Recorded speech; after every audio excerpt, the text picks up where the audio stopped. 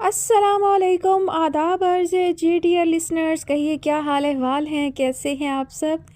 دعا ہے، امید ہے آپ سب خیریت سے ہوں گے، اور الحمدللہ میں بھی بالکل خیریت سے ہوں، اور لے کر آئی ہوں اس چنگم جیسے ناول کی نیکسٹ ایپیسوڈ۔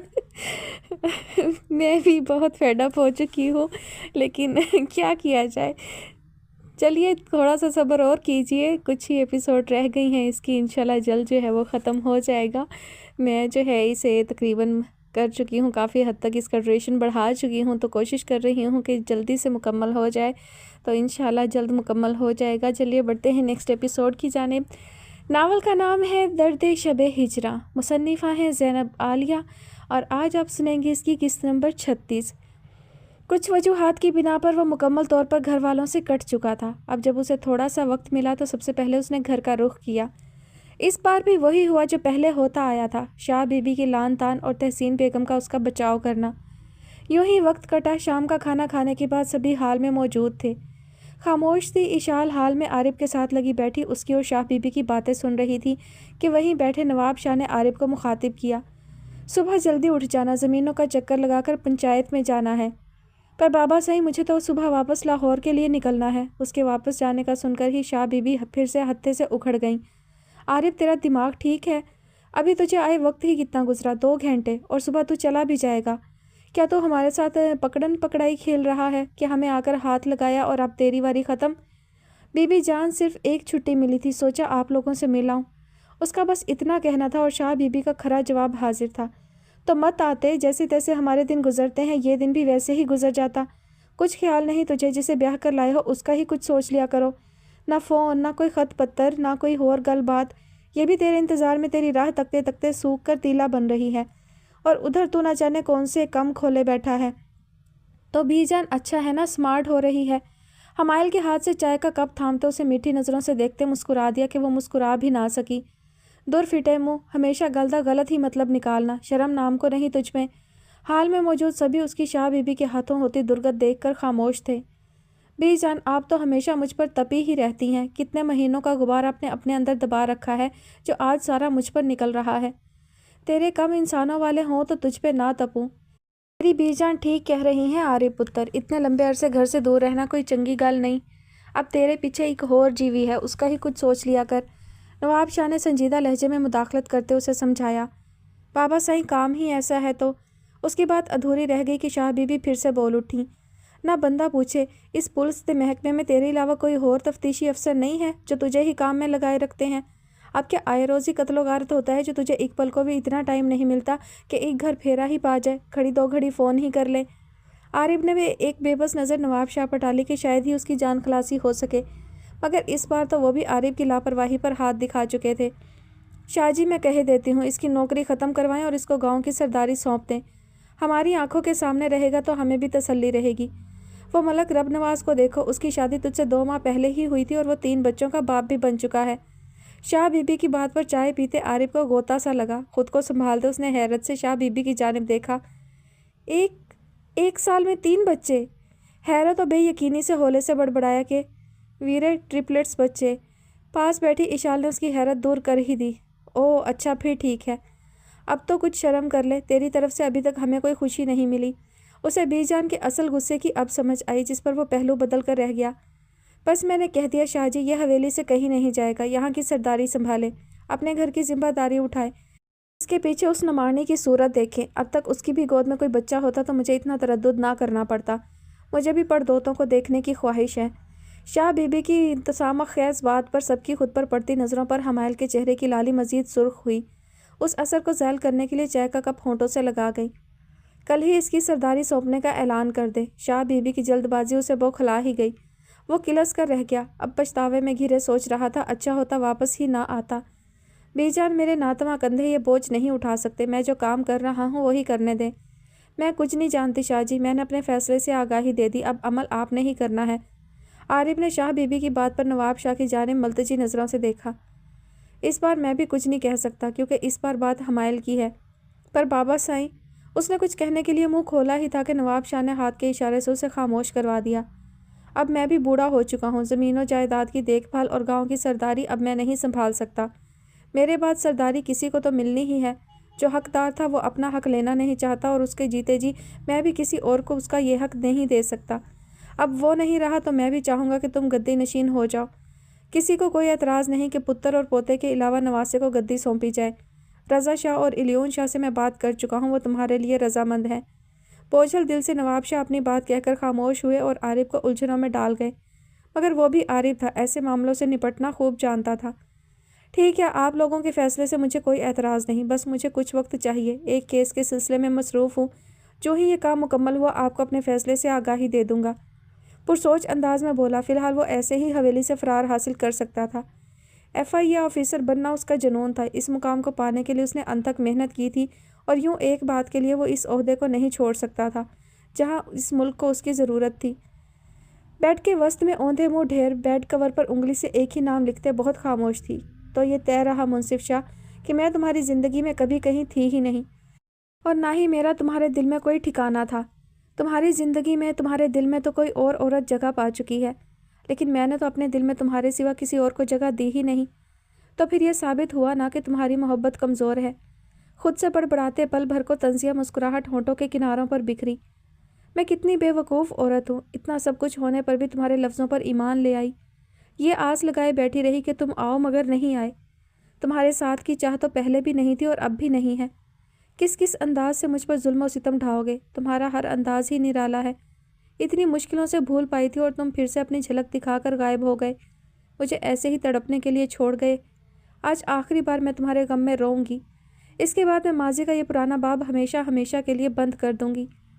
یوں ہی ساری رات اس نے الیون کے فیصلے پر سوچا، دماغ نے دہائی دی، مان لو اس کی بات، ایسا موقع قسمت والوں کو ملتا ہے۔ محل سرائے سے فرار ہونے کا راستہ صاف تھا تو اب اسے کیا چاہیے، لیکن جب بات خانم کی آئی تو اسے اپنے قدموں کو روکنا ہی پڑا۔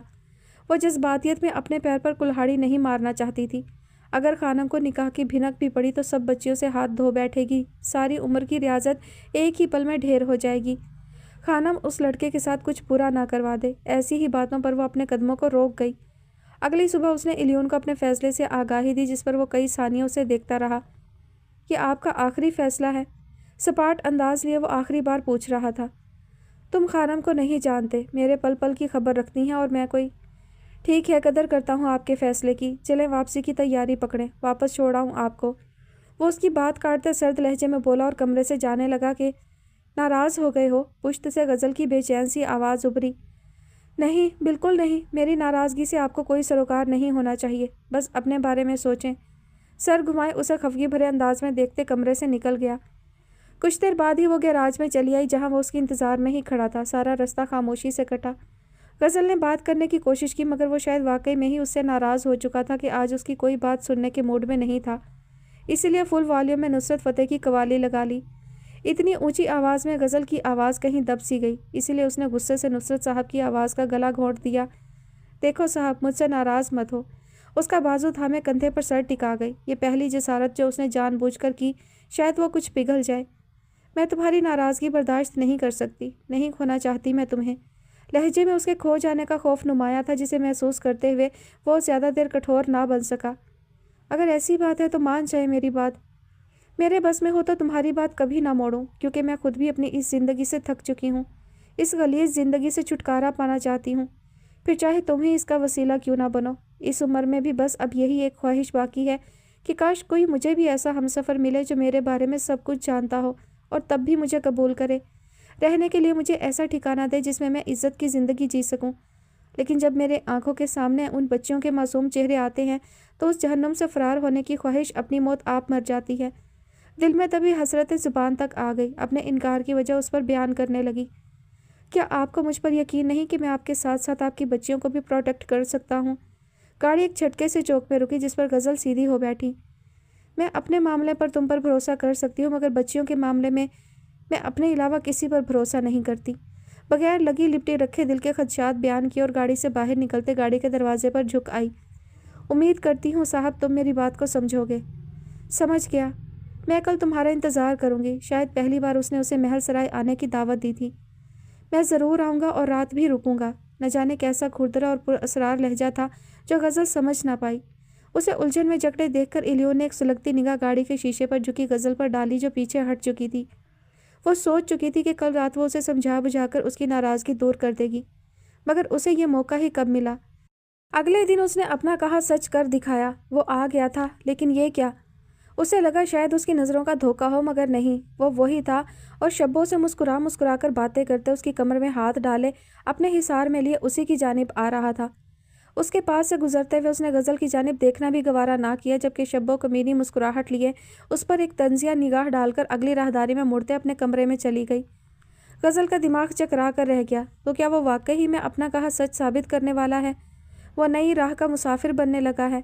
یہ جان بوجھ کر اپنی بات منوانے کے لیے اسے اذیت دینے لگا تھا، مگر وہ کبھی اس کے قریب نہیں آیا، اسے چھوا تک نہیں، تو اب وہ کیسے اس شبو کے قریب تر تھا؟ یقیناً ضد میں ایسا کر رہا ہے۔ کیا مسئلہ ہے آپ کو؟ جب آپ دیکھ رہی ہیں کہ میں آپ کی کال ڈسکنیکٹ کر رہا ہوں تو آپ کو سمجھ جانا چاہیے کہ مجھے آپ سے بات نہیں کرنی، میں مصروف ہوں، ڈسٹرب مت کریں، سخت گیر لہجے میں بولا۔ اسی وقت شبو کی آواز ابھری اور یقیناً وہ الیون کو کچھ بےہودہ پیغام دے رہی تھی۔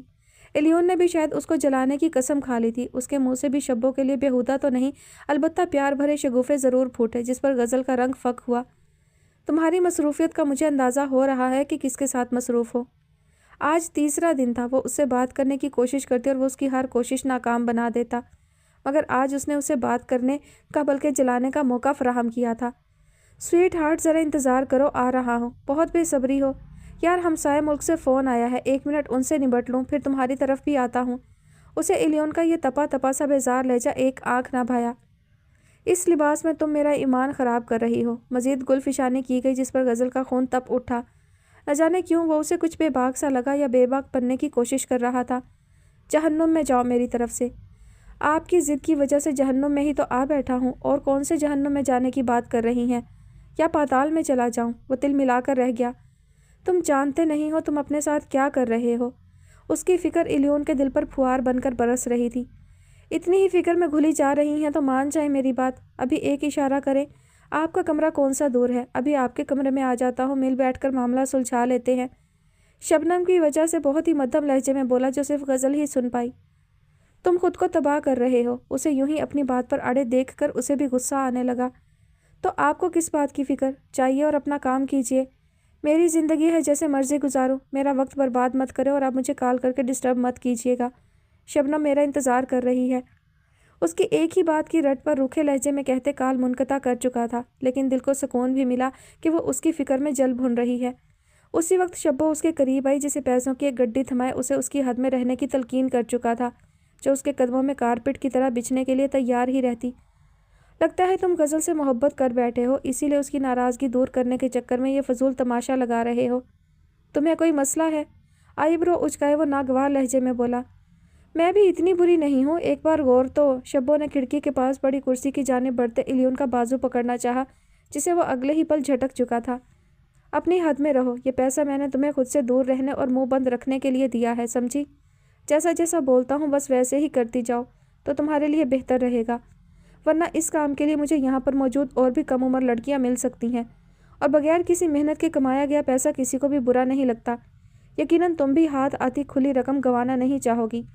انگلی سے وارن کرتا کھڑکی کی طرف بڑھتے کرسی پر بیٹھ چکا تھا۔ اب پچھلی کچھ راتوں کی طرح اسے کرسی پر بیٹھ کر ہی رات گزارنی تھی۔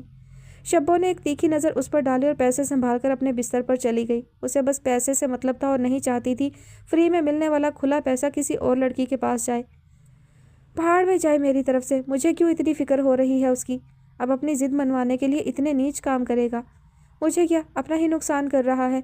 میرا کون سا رشتہ دار ہے جو میں اس کی فکر میں اپنا خون جلاؤں؟ خود سے بڑبڑاتے کمرے میں چکر کاٹتے جلے پیر کی بلی بنی ہوئی تھی۔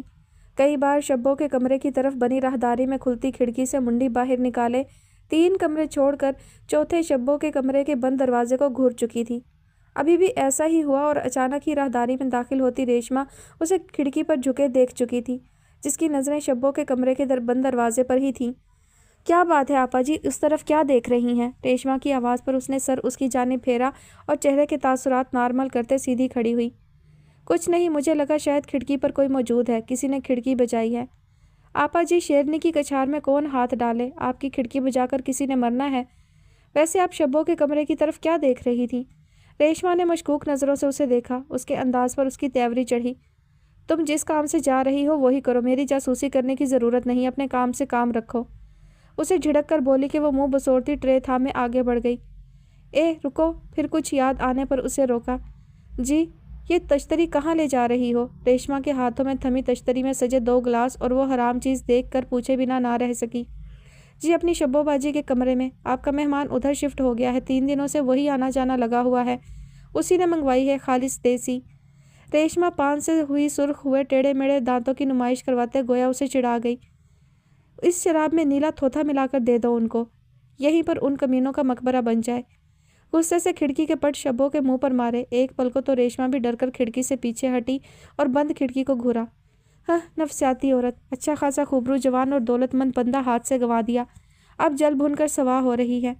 रेशमा मुंह में बड़बड़ाती गजल को दिल ही दिल में गालियों से नवाजती आगे बढ़ गई। ईशा की नमाज अदा करने के बाद हमायल ने बिस्तर संभालने से पहले यही सोचा कि अपनी पैकिंग कर ले कि अगर सुस्ती बरत गई तो ये काम रह जाता और सुबह सुबह उसका भगदड़ मचाने का कोई इरादा नहीं था, इसीलिए ये काम करने लग पड़ी। कुछ देर बाद आरिफ की कमरे में आमद हुई और उसे बैग पर झुके पैकिंग करते देखकर चौंक गया। क्या शाह हाउस जाने का प्रोग्राम है? अरे नहीं, बीजान का हुक्म है, सुबह तुम्हारे साथ ही जाऊंगी, इसीलिए सोचा अभी से पैकिंग कर लूँ। शाह बीबी यहाँ भी अपना काम दिखा चुकी थी। वो चंद सानियों से देखता रहा क्योंकि अपनी ज़िंदगी के साथ बिल्ली चूहे वाला खेल खेलने से उकता चुका था और फिर से ये खेल नहीं खेलना चाहता था। मुझसे पूछे बगैर वो खुद से ही ऐसे फैसला कैसे ले सकती हैं? बेहतर यही है कि ये सवाल तुम उनसे ही जाकर पूछो। हमायल ने सर झटक कर जवाब दिया, जिस पर वो झंझला कर रह गया। उसने एक पल को दिमाग की लगामें खुली छोड़ी, फिर एकदम से लगामें कस ली गई कि एक सोच दिमाग में आ ही गई। एक बात कहूँ, मानोगी? पुश्त पर हाथ बांधे उसके पास जा खड़ा हुआ। हाँ कहो, रफ जूड़े से निकली कुछ आवारा लटों को कान के पीछे उड़सते मसरूफ़ अंदाज में कहा गया। क्या तुम मेरी ख्वाहिश पर गाँव नहीं रह सकती? रह सकती हूँ, बशर्ते कि तुम भी साथ रहो। सीधी खड़ी होते उसे सपाट नज़रों से देख कर बोली। अगर मैं कहूँ कि फ़िलवक्त के लिए मैं नहीं रह सकता, सिर्फ तुम्हें ही यहाँ रहना है तो? आरिफ की बात पर हमायल के चेहरे के तासुरात तन गए। उसकी ऐसी खुद से दूर भागने वाली बातें ही उसे वसवसों में डालने लगती। कब तक बर्दाश्त करती? क्यों, बाहर कोई दूसरी कर रखी है जो मुझे साथ नहीं रखना चाहते? हमायल की बात पर वो पल भर को चुप रह गया। बेबसी से माथे पर गिरे बालों पर हाथ फेरते उन्हें पीछे को सेट किया। एक तो तुम्हारी ये शक करने वाली आदत मेरा दिल दहला देती है। शक ना करूं तो और क्या करूं आरिफ? मुझे बताओ, कितने महीनों बाद तुमने घर का चक्कर लगाया है? सीने पर बाजू बांधते इस्तफहाम किया। आरिफ खुद से उलझते अब सर की पुश्त सहलाते शायद हिसाब किताब करने लगा था। पूरे 5 माह और 20 दिन बाद, हमायल ने खुद ही जवाब दे दिया और वो अपनी जगह खिसिया गया। कुल मिलाकर ये 172 दिन बनते हैं।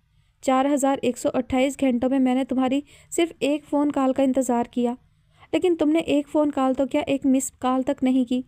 क्या यह है मेरी वैल्यू तुम्हारी ज़िंदगी में? एक बार भी तुम्हें मेरी याद नहीं आई और यहाँ ये हाल रहा कि मैं तुम्हें 1 सेकंड के लिए भी भूल नहीं पाई। ये घंटे बहुत तेज़ी से 2,47,680 मिनटों में बदलते मेरी जान सूली पर अटकाते रहे। कहीं ये ना हो जाए, कहीं वो ना हो जाए। कम अज़ कम एक फ़ोन कॉल तो कर देते। मैं तुम्हारा घड़ी घड़ी इंतज़ार करती रही और तुम्हारी लापरवाही अपने अरूज पर थी। 172 दिन बाहर गुजार कर घर कितने दिनों के लिए क्याम करने आए हो? नया सवाल उठाते पल भर को तवक्कुफ़ किया। सिर्फ एक रात के लिए। उसे बोलने का मौका दिए बगैर अपने सवाल का खुद ही जवाब भी दे दिया। फिर भी मैंने ये तक नहीं पूछा कि इतना वक्त कहाँ गुजारा। इस गुजरे वक्त में तुमने मुझे कॉल क्यों नहीं की, मुझसे मिलने क्यों नहीं आए, या मुझे लाहौर क्यों नहीं बुलवाया? अभी भी कह रहे हो कि शक वाली आदत मुझ में पाई जाती है। पुरतहम्मुल अंदाज में बोलते उलझे तासुरात लिए बैठ के किनारे टिक गई। इस बार बजाय किसी लड़ाई झगड़े गिले शिकवे के वो उसकी आमद पर ही खुश हो गई थी और वो मज़ीद ये बात करके उसे रंजीदा कर गया। गालिबन तुम सेकंडों का हिसाब बताना भूल गई। हमायल ने एक संजीदा नज़र उस पर डाली, जिस पर आरिफ की मुस्कुराहट गहरी हुई।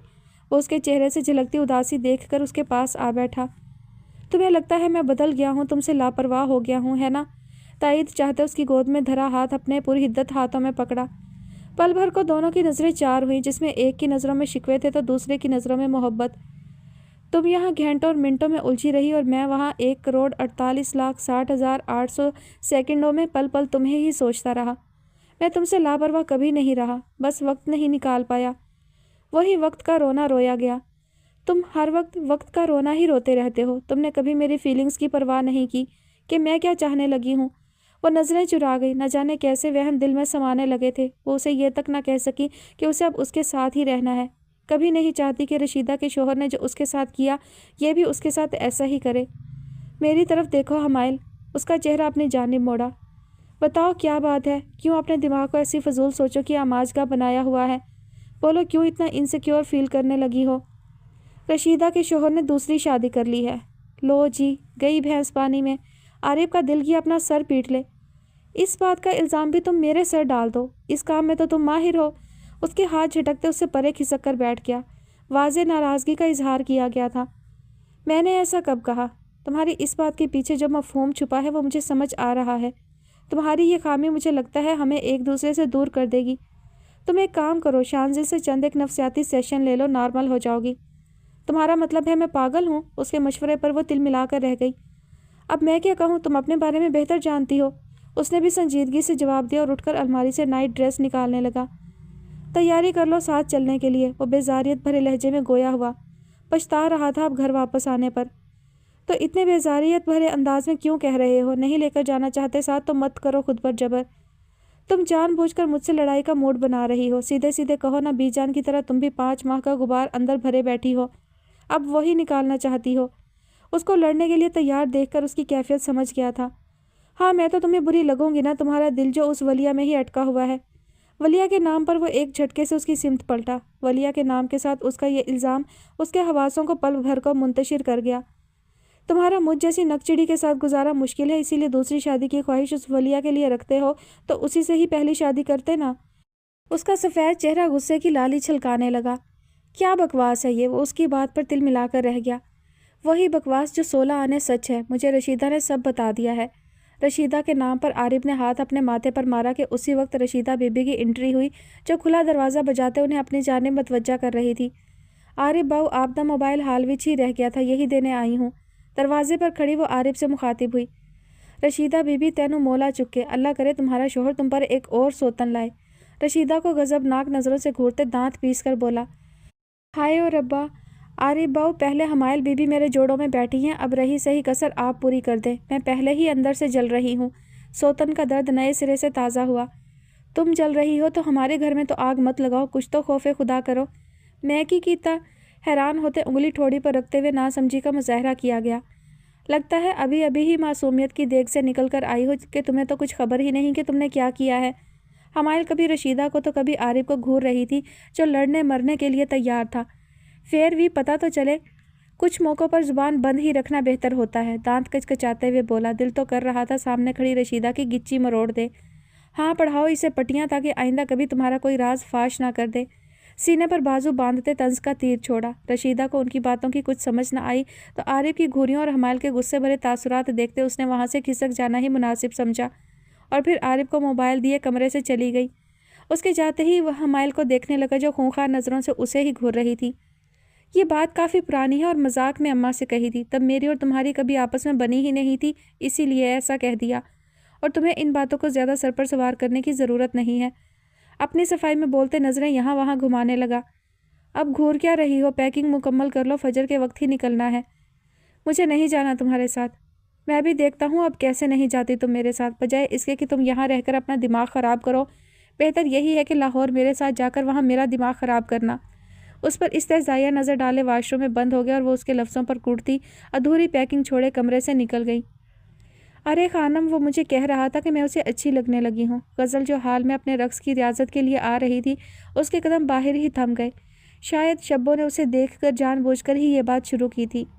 سچ کہہ رہی ہے؟ خانم کے لہجے میں بے یقینی تھی۔ یقین نہیں آتا تو فون کر کے اس سے پوچھ لیں۔ اف خانم، اس نے تو مجھے چند دنوں میں ہی سونے میں تول دیا ہے۔ بڑا امیر بندہ ہے، سوچیں ذرا، اگر میں اسے اپنی اداؤں کے جال میں پھنسا لوں تو نکاح تو ضرور کرے گا مجھ سے۔ ایک بار وہ مجھ سے نکاح کر لے گا تو کیا کچھ نہ اس سے وصول کروں گی۔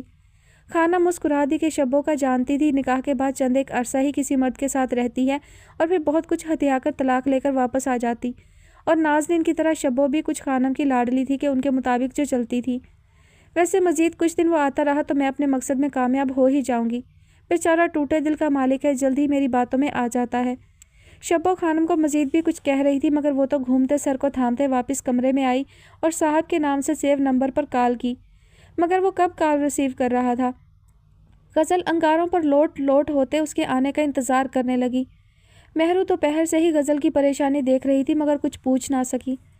کیا کروں میں اس لڑکے کا؟ سوچوں کے تانے بانے میں الجھی یوں ہی دوپہر سے رات ہو گئی۔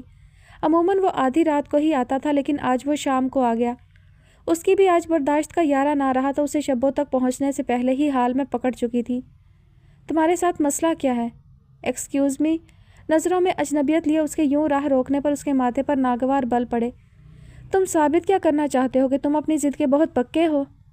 اف، کاش آپ کے پاس آیا ہی نہ ہوتا، میری ڈائریکٹ اس حسینہ سے ہی ملاقات ہو جاتی۔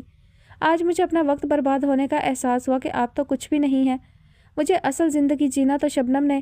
بات کرتے ہی اس کی زبان کو بریک لگا اور اس کی ناگوار نظروں کی ایک دم سے چمک بڑھ گئی تو ہونٹوں پر گہری مسکان بکھرنے لگی۔ ایک دم سے اس کے بدلتے موڈ کو دیکھتے غزل نے اس کی نظروں کے تعاقب میں پیچھے مڑ کر دیکھا، جہاں شبو قیامت خیز سراپا لیے انہی کی جانب بڑھ رہی تھی، اور اس کے دیکھتے ہی دیکھتے وہ سامنے کھڑے الیون کے گلے کا ہار بھی بن گئی۔ اور یہ جو سوچ رہی تھی کہ ابھی الیون اس کے بازو جھٹک کر اس سے دور ہوگا، مگر اس کی یہ خام خیالی ہی رہی۔ وہ واقعی میں ہی ہکا بکا رہ گئی کہ الیون بھی گرم جوشی دکھاتے شبو کے گال سے اپنا گال مس کرتے سیدھا کھڑا ہوا۔ بڑا رومانس پھوٹ رہا ہے یہاں تو۔ صدیوں کے بچھڑے ہوئے سستے ترین پریمی پنچھی لگ رہے ہو تم دونوں۔ دانت کچکچا کر بولتے اس نے اپنی موجودگی کا احساس دلایا۔ لفظوں سے حسد کی بو آ رہی تھی۔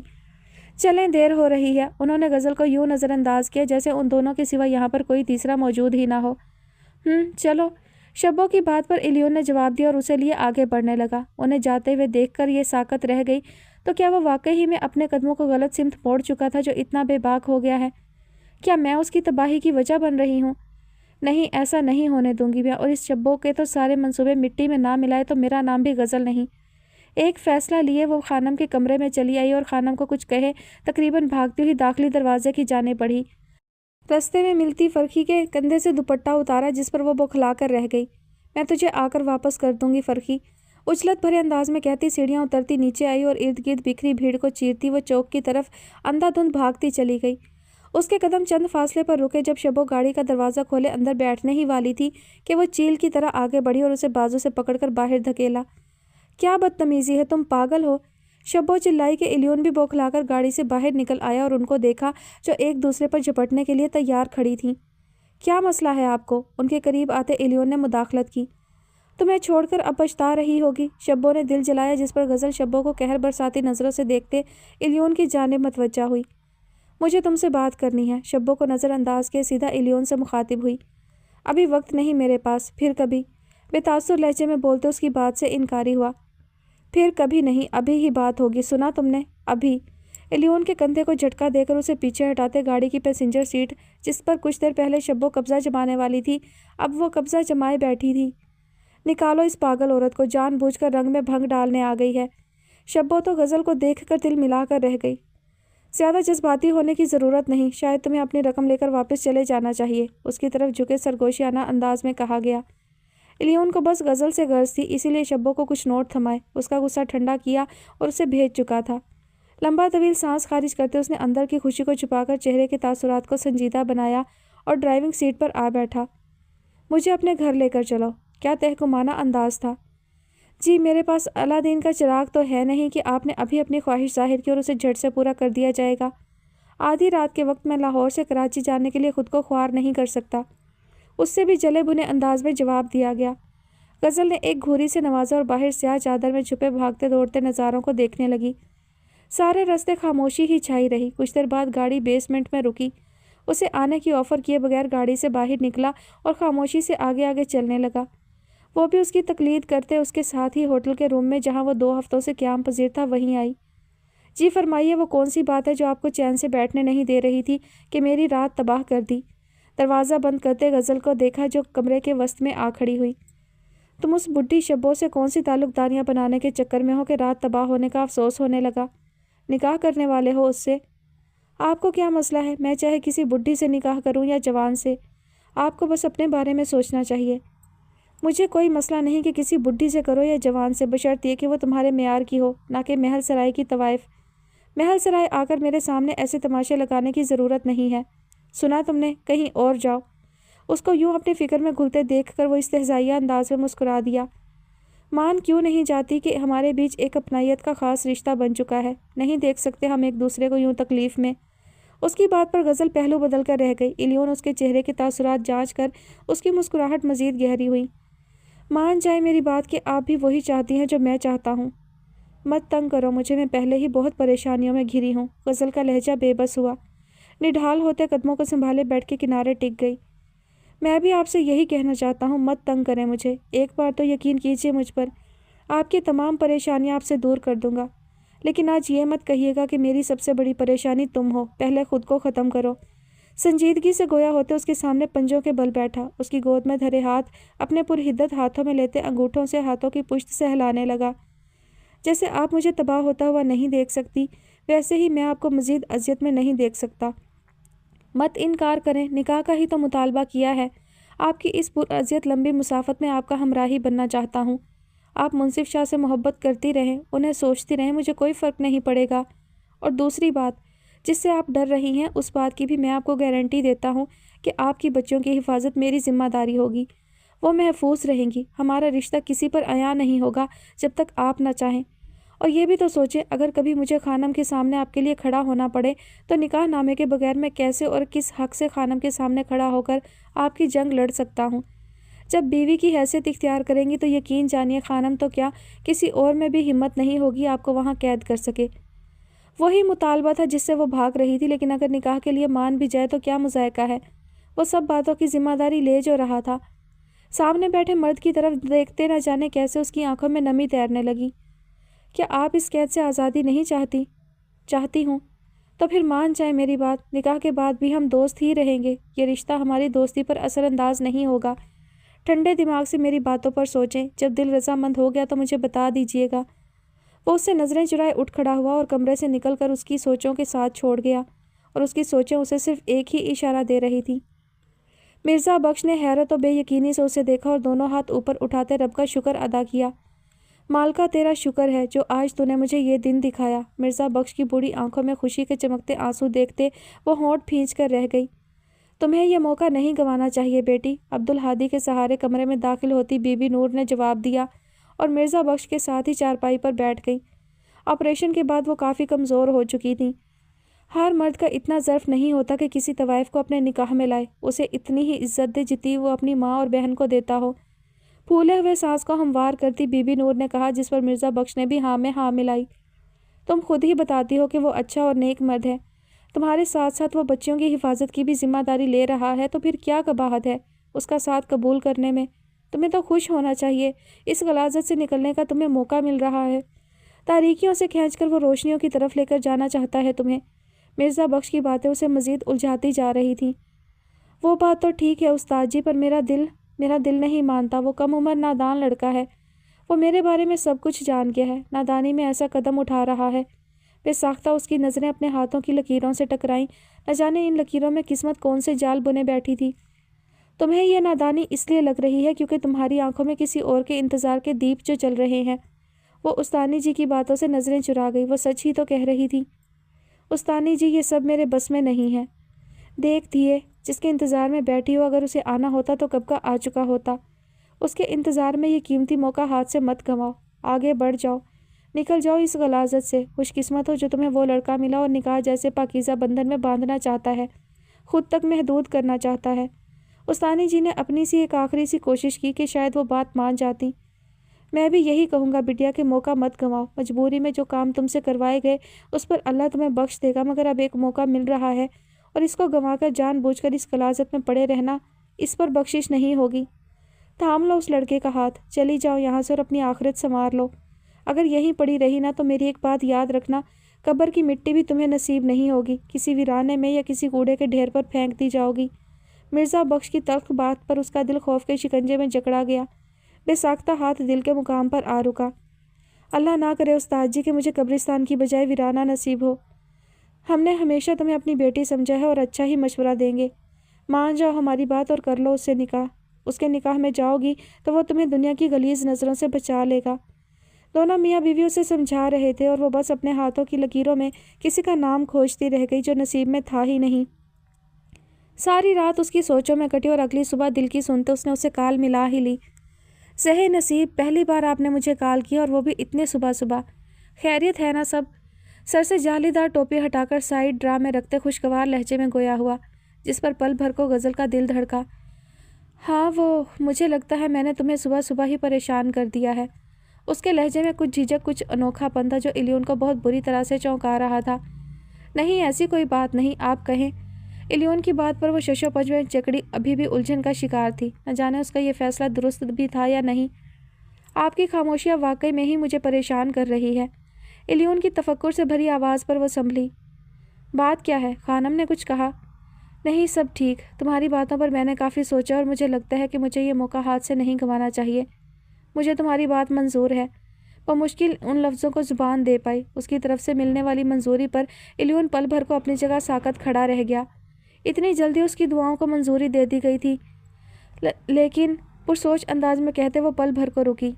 لیکن کیا؟ جو باتیں تم نے میرے ساتھ کی ہیں وہ سب معاہدے کی صورت ہوں گی۔ تم انہیں پورا کرو گے، مجھے اور میری بچیوں کو اس جہنم سے آزادی دلوا کر پھر تم اپنے راستے جاؤ گے اور میں اپنے۔ نکاح کے اقرار اور پھر رسنوں کو جدا کر لینے والی بات پر نہ جانے کیوں دل پر ایک اندیکھا سا بوجھ سا آ پڑا۔ کہو منظور ہے؟ اس کی بات پر وہ اپنے خیال سے چونک اٹھا۔ ہاں مجھے منظور ہے، دل کڑا کیا اس نے بھی حامی بھری کہ فی الوقت اس کا نکاح کے لیے مان جانا ہی اس کے لیے بہت بڑی بات تھی، بات کی بات میں دیکھی جاتی۔ میں یہ سب اپنی بچیوں کے لیے کر رہی ہوں اور شاید اپنے لیے بھی۔ مجھے اب کسی بھی طرح اس غلاظت سے نکلنا ہے، مزید وہاں نہیں رہنا۔ میں اپنے ماحول سے مطمئن نہیں ہوں اور نہ کبھی ہو سکتی ہوں۔ اس کا لہجہ پل بھر کی لرزش کا شکار ہوا۔ جن باتوں پر اس کے سامنے انکاری ہوا کرتی تھی آج ان پر اقرار کر رہی تھی۔ میرا دم گھٹنے لگا ہے اس تاریکی میں، لے جاؤ مجھے یہاں سے۔ کسی سسکتے بچے کی طرح التجا تھی، آنکھوں میں جمع ہوتی نمی کو پلکیں جھپکتے پیچھے کو دھکیلنے لگی۔ ہاں میں کل ہی آ جاؤں گا آپ کو لینے، آپ پریشان مت ہوں۔ پرسوچ انداز میں بولتے ابھی رابطہ منقطع کرنے ہی والا تھا کہ وہ اسے پکار اٹھی۔ سنو جی، میں نے تمہارے سامنے اپنی روح کو ننگا کیا ہے، جو اس بات کا ثبوت ہے کہ مجھے تم پر بھروسہ ہے۔ بھروسہ تو مجھے منصف شاہ پر بھی خود سے زیادہ تھا، مگر کیا کیا اس نے میرے ساتھ؟ دھوکہ دے دیا مجھے اور میں اس دھوکے کو آج تک نہیں بھول پائی۔ نہ جانے کیسے میرے دل نے تم پر بھروسہ کر لیا ہے۔ میرے بھروسے کی لاج رکھنا، اسے کبھی ٹوٹنے مت دینا۔ اگر ایسا ہو گیا تو شاید اس کی سزا پھر میں تمہیں نہیں بلکہ خود کو دوں گی۔ اس کی خود اذیتی والی بات اسے خوف میں مبتلا کر گئی۔ اگر انجانے میں اسے سچائی معلوم ہوئی تو کیا کرے گی؟ کیوں اتنی خود اذیت پسند ہے؟ پسمردگی میں ڈوبا لہجہ مقابل پر واضح رہا۔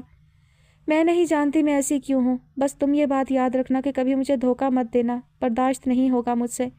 خوف میں ڈوبا دھیما لہجہ ایلیون کو پل بھر کو پتھر کا مجسمہ بنا گیا۔ وہ مزید بھی کچھ کہہ رہی تھی مگر وہ سن سماعتیں لیے بس خاموش کھڑا اسے سن رہا تھا۔ میں تمہارا انتظار کروں گی، غزل کے کہے گئے آخری الفاظ اسے ہوش کی دنیا میں لائے، دل ندامت کی اتھاہ گہرائیوں میں جا ڈوبا۔ یہ الفاظ بار بار اس کی سماعتوں میں گونج رہے تھے، جن سے پیچھا چھڑانے کے لیے وہ شکست خوردہ قدم لیے ڈریسنگ کے سامنے آ کھڑا ہوا۔ آج جب وہ ہونے والا تھا جو یہ چاہتا تھا، تو کیوں دل ندامت میں ڈوبا اسے لعنت و ملامت کر رہا تھا۔ اس نے آئینے میں ابھرتے اپنے عکس کو دیکھا۔ تو یہ ہے تمہارا مکار، جھوٹا، دھوکے باز، منافق چہرہ، یہ ہے تمہاری اصلیت جو تم ٹوٹے دل کے ساتھ غلیظ کھیل کھیل رہے ہو۔ اس کا عکس اس کا تمسخر اڑاتے اس کا منہ چڑھانے لگا۔ وہ تم پر بھروسہ کرتی ہے، مت ان کے بھروسے کو توڑو۔ جب انہیں سچائی معلوم ہوئی تو وہ مزید ٹوٹ جائیں گی، مت ان کے ساتھ یہ کھیل کھیلو۔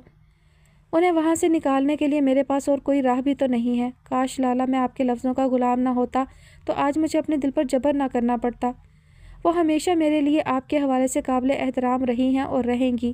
اپنے ہی عکس سے ہم کلام ہوتے پہلی بار اسے خود سے نفرت محسوس ہوئی کہ وہ جو کر رہا تھا بے شک یہ ٹھیک تھا، لیکن جس کے ساتھ یہ کھیل کھیل رہا تھا اس کے لیے تو یہ دھوکہ ہی تھا، اور پھر بہت ہی خاموشی سے وہ اسے کورٹ میرج کر چکا تھا۔ کل رات ہی وہ لاہور سے لوٹا تھا، صبح دیر سے اس کی آنکھ کھلی۔ ابھی ناشتہ کے لیے وہ نیچے آ ہی رہا تھا کہ کچھ یاد آنے پر وہ احمد کے کمرے کی جانب بڑھا۔ اجازت ملتے ہی وہ اندر داخل ہوا، جہاں شہرزاد سیاہ شال میں خود کو ڈھانپ کر آنے والے کی منتظر تھی۔ اسے دیکھ کر ایلیون کا دل ہمیشہ کی طرح بوجھل ہوا۔ کیسی ہو؟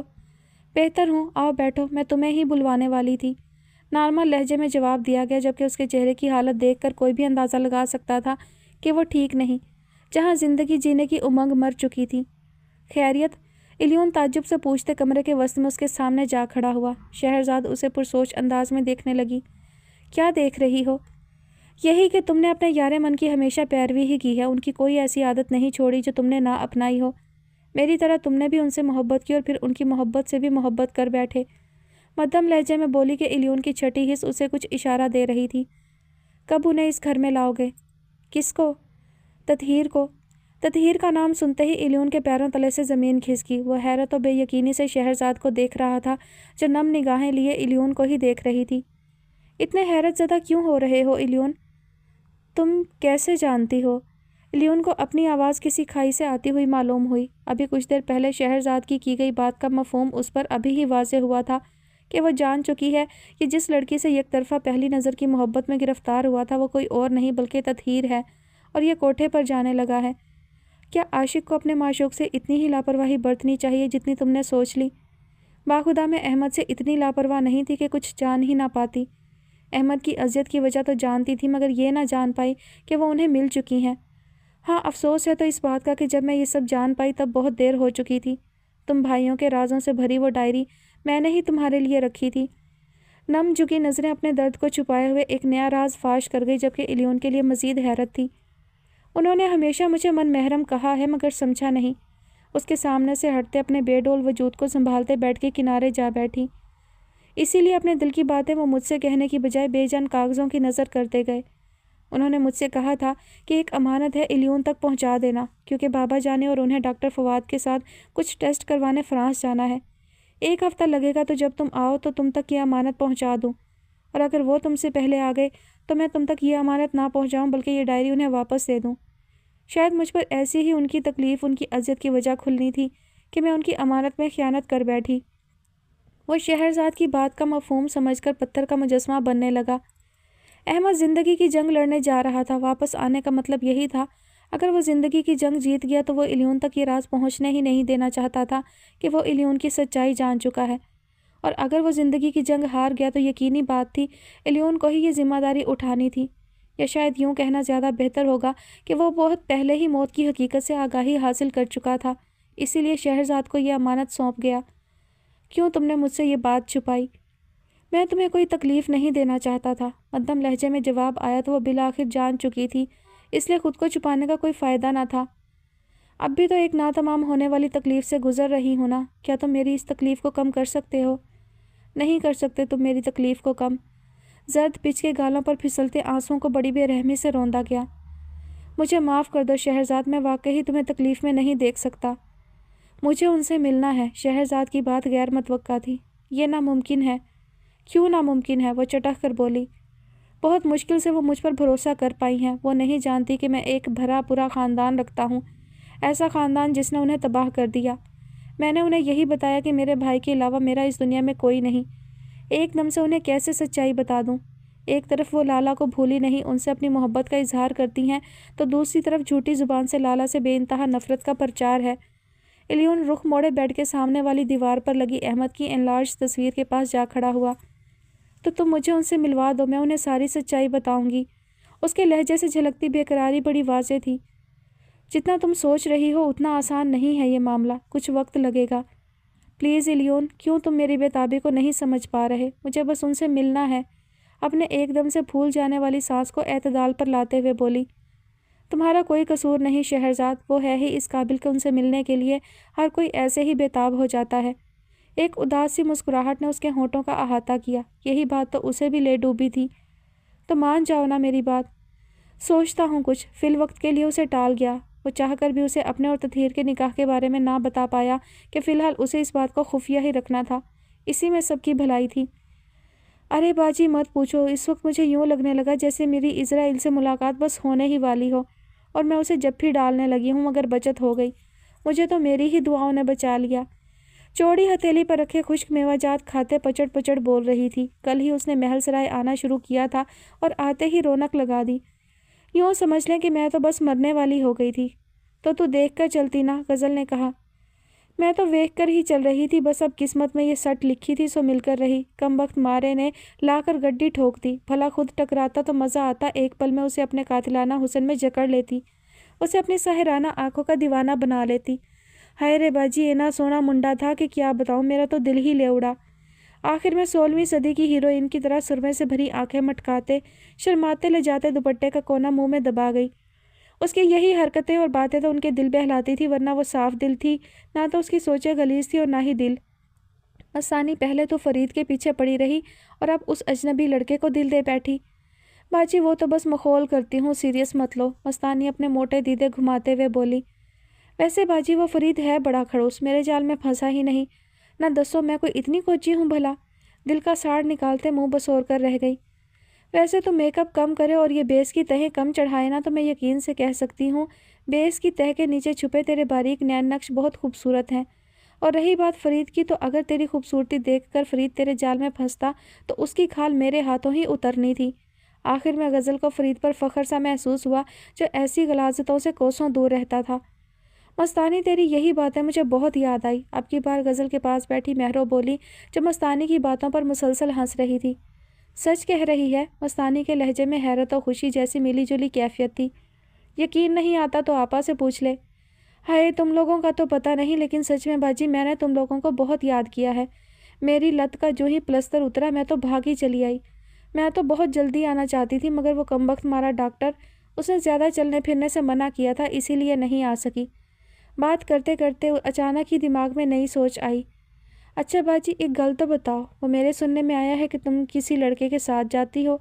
मस्तानी ने खोजती नज़रों से उसे देखा। हाँ जाती हूँ, उसका जवाब मस्तानी को उलझा गया। उसके चेहरे पर उलझनों का बिछता जाल गज़ल देख चुकी थी। इसमें इतना हैरान होने वाली क्या बात है, हमारा तो ये पेशा है। नहीं बाजी ऐसी तो कोई गल नहीं, बस मुझे तेरे साथ रहते हुए बहुत महीने हो गए। तुझे यूँ किसी मर्द के साथ कभी देखा नहीं ना, बस नाच गाना ही देखा, इसीलिए कह रही हूँ। अरे आपा मुझे याद आया, अचानक ही महरू ने गज़ल को अपनी जानिब मतवज्जा किया। यह वही लड़का था जो हमें बीच सड़क पर टकराया था। तुझे मुगालता लगा होगा ये वहाँ कहाँ से आ गया। आपा मेरी नज़रें धोखा नहीं खा सकती, ये वही सड़क वाला लड़का था जिससे मैंने मदद मांगी थी, यकीन कीजिए। महरू की यकीन दहानी पर वो उलझी, शायद उसे कुछ याद आने लगा था। ओह इसीलिए मैं सोचूं इसे पहले कहीं देखा हुआ है, मगर ये याद नहीं आ रहा था कि कहाँ देखा है। गज़ल की उलझन ख़त्म हो चुकी थी। उसी वक्त उसका फ़ोन बजने लगा। फ़ोन पर साहिब कॉलिंग लिखा था। वो मुस्कुरा दी। आज उसने उसकी कॉल रिजेक्ट नहीं की थी, बल्कि मस्तानी लोगों को कमरे से जाने का इशारा दिए कॉल रिसीव की कि दूसरी तरफ से साहिराना आवाज़ उभरी। इस धूप में होता रहूं तहलील कहाँ तक, ए इश्क तेरे हुक्म की तामील कहाँ तक। बिखरा है बदन गर्दे राहे शौक की सूरत, ले आई मुझे ख्वाहिश तकमील कहाँ तक। लो आँख का ये आखिरी कतरा भी हुआ खुश्क, सहराओं से भला लड़ती ये झील कहाँ तक। बहुत खूब, तुम्हारा ज़ौक़े शायरी बहुत अच्छा है। आज चहकती आवाज़ इल्यून शाह के अंदर तक उतरकर उसे भी पुरसकून कर गई। ज़रा नवाजी है, आप सुनाएं आपकी तबीयत कैसी है। सामने खुली मुंसिफ शाह की डायरी बंद करते कुर्सी की बैग से टेक लगा गया। इस वक्त वो लाइब्रेरी में ही मौजूद अहमद की डायरी पढ़ रहा था। ये शायरी भी उसने मुंसिफ शाह की डायरी से ही पढ़कर सुनाई थी। एकदम बढ़िया, वो चहक कर बोली। आपकी चहकती आवाज़ आपके खुश होने का प्याम दे रही है। कारोन का ख़जाना हाथ लगा है क्या? ऐसी तो कोई बात नहीं, बस ऐसे ही। तुम बताओ कब मिलने आओगे? देखने की हसरत थी। क्यों, मेरा इंतज़ार कर रही हैं? वो कुछ जानना चाहता था। अगर कहूँ हाँ तो पूछूंगा क्यों? अगर कहूँ ऐसे ही तो पूछूंगा ऐसे ही क्यों? तो फिर मैं ये पूछूंगी क्या जानना चाहते हो? तो फिर मैं ये पूछूंगा कि वही जो आप बयान नहीं कर पा रही या बयान करना नहीं चाहती। तो मैं एतराफ़ कर लूँगी कि हाँ मुझे तुम्हारा इंतज़ार इसीलिए है कि तुम्हारी याद बहुत शिद्दत से आ रही है। बात जहाँ से शुरू हुई वहीं पर ख़त्म कर दी। दोनों इस सवालिया तकरार पर मुस्कुरा दिए। मेरी याद या किसी और की याद? जब जानते हो तो पूछते क्यों हो? मुस्कुराते होंठों की मुस्कुराहट थमी। तो ये सच है ना कि आप मुंसिफ शाह की मोहब्बत को कभी भी दिल से निकाल नहीं पाएंगी। न जाने वो क्या जानना चाहता था। तुम ही तो कहते हो इल्हामी मोहब्बतें दिल से कभी नहीं निकलती। उसकी मोहब्बत भी मेरे दिल से निकलती ही नहीं, लाख कोशिश करूं। निकल आए इस मोहब्बत और नफ़रत की कशमकश से। तुम्हारा साथ रहा तो मैं ज़रूर इस कशमकश से निकल आऊँगी। अब बताओ कब आओगे मुझसे मिलने? जब आप कहें। कल? ठीक है मैं आ जाऊँगा, लेकिन सिर्फ 1 घंटे के लिए। उसका शेड्यूल मुश्किल ही था मगर उसकी दिली कैफियत जानते हुए मान गया। और ये 1 घंटा भी मेरे लिए कीमती होगा, वो सरगोशियाना अंदाज में बोली।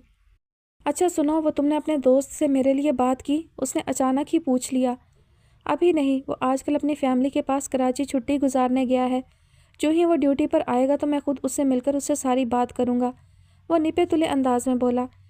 ज़रा जल्दी करना, बच्चियाँ बड़ी हो रही हैं और ये गंदा माहौल बहुत तेज़ी से बच्चियों को अपनी लपेट में ले रहा है। उनके मासूम जहन भटक रहे हैं। मैं उन्हें जल्द अज जल्द वहाँ से निकलवाना चाहती हूँ।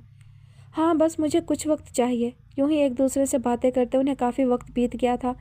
نکاح کی بات تو وہ دونوں بھول چکے تھے، بس یاد تھا تو یہ کہ وہ پہلے کی طرح ایک دوسرے کے دوست ہیں۔ مسکراتے ہوئے خوشی خوشی تیار ہو رہی تھی کہ مستانی اپنا بھونپو بجاتے کمرے میں داخل ہوئی۔ دیکھنا باجی تو میں نے اس چبو ڈبو کا قیمہ بنا دینا ہے۔ اس کی زبان کو رک رک کر سٹاپ لگا کے سامنے ہی خوشگوار موڈ میں تیار ہوتی غزل کو دیکھا۔ کیا ہو گیا مستانی؟ ہائے رے باجی، اتنا بن ٹھن کے کہیں جا رہی ہو؟ اسے سر سے پاؤں تک گھورا کہ پہلے اسے کبھی سادہ کپڑوں میں دیکھا جو نہیں تھا۔ ہاں جا تو رہی ہوں، لیکن پہلے تو مجھے یہ بتا، تیرے دماغ کا سرکٹ کیوں شارٹ ہوا ہے؟ کس سے لڑ کر آ رہی ہے؟ ہائے رے باجی، اس بڈھی شبو ڈبو سے لڑائی ہوئی، تیرے بارے میں بکواس کر رہی تھی جس پر میرا دماغ الٹ گیا۔ مستانی کی بات پر وہ مسکرا دی، جس پر وہ اپنی لڑائی بھول کر غزل کی سچی مسکراہٹ دیکھتے اس کی بلائیں لینے لگی۔ خیر تو مجھے ٹال مت، پتا کہاں جانے کی تیاری ہے؟ ہاں وہ صاحب نیچے آیا ہے، اس کے ساتھ جا رہی ہوں۔ کون صاحب؟ ارے وہی شاہ۔ کون شاہ؟ مستانی اتنی گریز مت کیا کر۔ غزل اس کی تفتیش پر جھنجھلاہٹ کا شکار ہوتی ہیئر برش اٹھا کر بال سنوارنے لگی۔ اچھا وہی لڑکا، تیوری چڑھائے بولی، مگر غزل نے کوئی توجہ نہ دی۔ ہاں اسی لیے خوش ہو؟ اور کیا، اسی کی وجہ سے ہی تو کچھ پل اس محل سرائے سے چھٹکارا مل جاتا ہے۔ وہ بیچ کی بات گول کر گئی کہ اب کچھ عرصہ ہی وہ محل سرائے رہے گی، پھر آزاد ہو جائے گی۔ ویسے میں دیکھ رہی ہوں باجی تیرا جھکاؤ کچھ زیادہ ہی اس لڑکے کی جانب ہونے لگا ہے۔ ہاں تو؟ بھویں اچکائے پوچھا گیا۔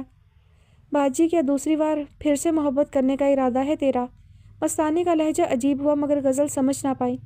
کوشش تو یہی ہے، سرسری سے لہجے میں بولتے ہنس دی۔ باجی یہ تو پھر محبت میں منافقت ہوئی، شرک ہوا۔ نہ جانے کیوں وہ اسے اس عمل سے باز رکھ رہی تھی۔ صحیح کہا تم نے مستانی، میں بھی منافقت کرنے لگی ہوں، اپنی محبت میں شرک کرنے لگی ہوں، کیونکہ اب میں مزید ماضی میں سفر نہیں کر سکتی۔ ٹوٹے خوابوں کی کرچیاں میری آنکھوں کو زخمی کر رہی ہیں تو ادھوری آس کا درد میرے دل کا لہو۔ اب اگر مجھے میری محبت کو بھولنے کا ذریعہ مل رہا ہے تو میں اسے ہاتھ سے گنوانا نہیں چاہتی۔ جانتی ہوں دوسری بار محبت نہیں سمجھوتا ہوتا ہے، یہ دل کو بہلانے کا بہلاوا۔ میں بھی دل کو بہلانے کے لیے زبردستی کی محبت کرنا چاہتی ہوں۔ میرا دل کھنڈر نما ہے، ایک آسیب کا مسکن۔ اسے کھنڈر بنانے والا بھی وہی شخص تھا اور اسے آسیب کا مسکن بنانے والا بھی وہی ہے۔ دل کو اجاڑنے سے پہلے بھی وہی اس میں بستا تھا اور دل کو اجاڑنے کے بعد بھی وہی اس میں بستا ہے۔ دل نے جسے محبت کے لیے چن لیا سو چن لیا، مزید کی گنجائش باقی نہیں۔ لیکن میں گنجائش نکالنے کا سوچ رہی ہوں۔ منصف نامی آسیب سے چھٹکارا پانا چاہتی ہوں۔ یہ لڑکا میرا غمگسار بن گیا ہے، میرا ہمدرد، میرا بہترین دوست۔ باجی تو جلد بازی کر رہی ہے، دل پر پھر سے چوٹ کھائے گی۔ مستانی ذہنی الجھن میں الجھی فکر مند سی بولی۔ نہیں مستانی، یہ جوا جان بوجھ کر کھیلنے لگی ہوں، اس میں چوٹ نہیں لگے گی، بلکہ پرانے زخموں کو بھول جاؤں گی۔ تجھے پتہ ہے مستانی، جب میں ہنستی ہوں نا تو وہ بھی میرے ساتھ ہنستا ہے، اور جب میں اپنی داستان کے غمگین قصوں پر روتی ہوں تو اس کی آنکھیں بھی نم ہوتی ہیں۔ وہ میرے لیے دنیا سے لڑ سکتا ہے، یہ جذبہ دیکھا ہے میں نے اس کی آنکھوں میں۔ کھوئے ہوئے لہجے میں گویا ہوتے وہ تو کسی اور ہی دنیا میں جا پہنچی۔ پہلے میں بھی اسے عام ہوس پرست مرد سمجھتی تھی، لیکن جب میں نے اس کی آنکھوں میں ایک اور جذبہ کو پرورش پاتے دیکھا ہے تو میری رائے بدل گئی ہے۔ وہ مجھے بہت ہی عزت و احترام کی نظر سے دیکھتا ہے، اور جس مرد کے پاس ایک عورت کے لیے یہ تحفہ ہو وہاں ہوس کیسے ٹھہر سکتی ہے؟ یہ سب سے جدا ہے، ایک ہی جست میں ساری منزلیں طے کر گئی۔ کتنا بھروسہ کرنے لگی تھی اس ظالم صیاد پر۔ باجی تو اس معمولی سے لڑکے کو اس شخص کے مقابلے لا رہی ہے جس کا کوئی مقابلہ نہیں کر سکتا، جو تیری محبت ہے۔ مستانی کو نہ جانے کیوں غزل کے ساتھ ساتھ اس لڑکے پر بھی غصہ آیا۔ ہاں محبت نہیں چاہیے اب مجھے اس کی محبت۔ اپنی بے بسی پر کڑتے وہ اپنے بجتے فون کی جانب متوجہ ہوئی جس پر صاحب کا نام جگمگا رہا تھا۔ وہ سرد سانس بھر کر رہ گئی کہ وہ کب سے نیچے انتظار کر رہا تھا اور یہ باتوں میں لگی اس کی آمد کو ہی بھول بیٹھی۔ بھر گیا تیرا دل منصف شاہ کی محبت سے؟ مستانی کا سلگتا لہجہ طنز سے بھرپور تھا۔ ہاں بھر گیا ہے میرا دل اس کی محبت سے، کیونکہ وہ اول درجے کا مکار انسان ہے۔ ہیئر برش پٹکتے خشم آلود لہجے میں بولی۔ تجھے پتہ ہے اس نے تجھ سے جھوٹ بولا تھا کہ وہ میرے لیے آئے گا اور مجھے اپنا نام دیے اس کوٹھے سے لے جائے گا۔ تب سے اب تک وہ ایک بار بھی نہیں آیا، اور وہ کیوں نہیں آیا؟ کیونکہ وہ کینیڈا جا چکا ہے۔ اسے اپنی بیوی اور بچے سے بہت محبت ہے۔ مزمحل لہجے میں گویا ہوتے اپنی بدبختی پر چلا اٹھی۔ دل کا اضطراب ایک دم سے بڑھا۔ سنا تم نے؟ محبت کرتا ہے وہ اپنی بیوی بچے سے۔ غصے سے مستانی کی جانب بڑھتے اسے کندھوں سے تھام کر جھنجھوڑنے لگی۔ اس لیے اس کی زندگی اور اس کے دل میں میرے لیے کوئی گنجائش نہیں نکلتی۔ اس کی کہانی میں کہیں نہیں ہوں۔ اس کی باتوں پر مستانی کا دماغ بھگ سے اڑا۔ یہ کب ہوا اور یہ کیا سچ تھا؟ یہ کیا کہہ رہی ہے تو باجی؟ ایسا کیسے ہو سکتا ہے؟ مستانی کو بہت شدت سے کچھ غلط ہونے کا سگنل ملنے لگا۔ یہی سچ ہے اور ایسا ہو چکا ہے، یہ سب مجھے صاحب نے بتایا ہے۔ صاحب کے نام پر مستانی کے چوڑے ماتھے پر ناگوار بل پڑے۔ وہ کمینہ جھوٹ بول رہا ہے، بکواس کرتا ہے، ایسا نہیں ہوا۔ مستانی کے تیز لہجے سے جھلکتا یقین غزل کو ٹھٹک جانے پر مجبور کر گیا۔